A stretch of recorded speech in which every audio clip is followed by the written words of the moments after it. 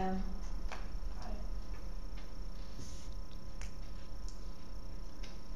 I never read this poem. I don't even know if I know the words right now. I don't know why I'm going to read it tonight, but I am. You know, I stopped reading it for a while because a friend of mine told me that nobody knew what the poem was about. And I thought, well, I should stop reading a poem that nobody knows, if nobody knows what it's about.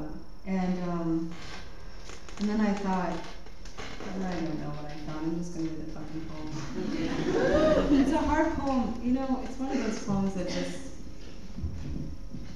I don't know. My friend, Tara Hardy, who is just a phenomenal poet, a couple of years ago said,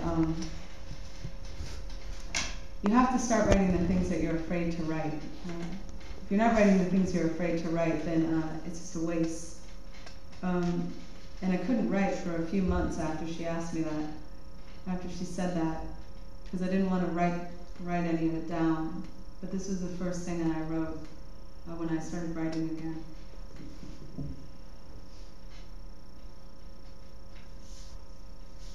There is a reason my body creaks like a closing casket every time I fuck with the lights left on. It is the same reason my friend sets fire to photographs of birds and follows the smoke with pleading eyes.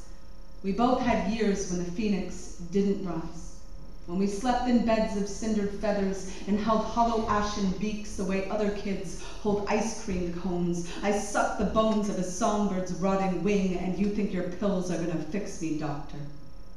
You think I'm gonna chase this down with water, the shame as loud as his next girl's nightmares.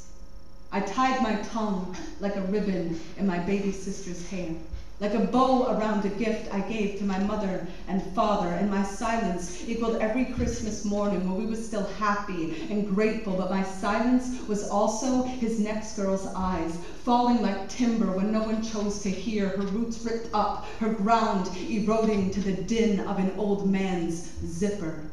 20 years later, I wake in damp sheets, my body trembling to the ghost of her voice cracking like a frozen lake, and I don't even know her name.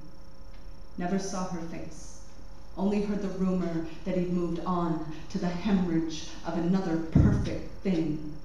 And now here, I sing through cinder, through microphones raised like white flags in war zones, through poems I have dug from my throat like fishing hooks from here. I look back at my voice lowered to half-mast, how he must have stood there with his dirty hand on his dirty heart, laughing like a broken levee, as his next girl woke with body bags beneath her eyes and enough shame in her gut to give the hurricane her own name. If I could see her face, if I could face the eye of her storm, how would I ever tell her that I speak for a living?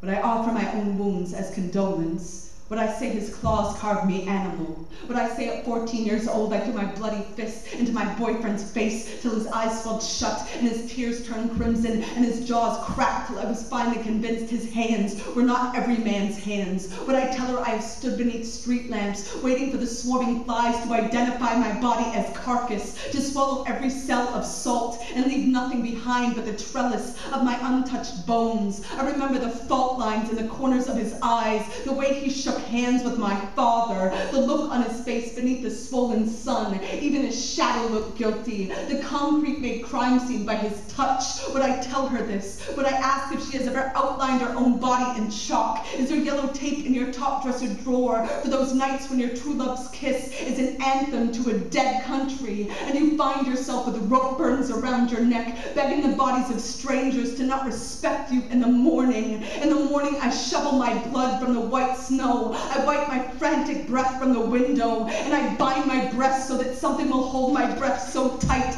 not even the air in my lungs could be identified as woman. Woman, are you a carbon copy of myself? Is there a boy inside you painting your cells with the charcoal of cindered feathers so you will never again glow in the dark the way girls do? Woman, if I knew your name, if I could face the eye of your storm and the warning locked in my voice box that never came, would I tell you all of this? And after that, would I ever find the nerve to admit that even if I could, I wouldn't take my silence back? My father owned a gun. He would have blown that man apart. My mother owned a mother's heart. Everything would have broken. Everything but you.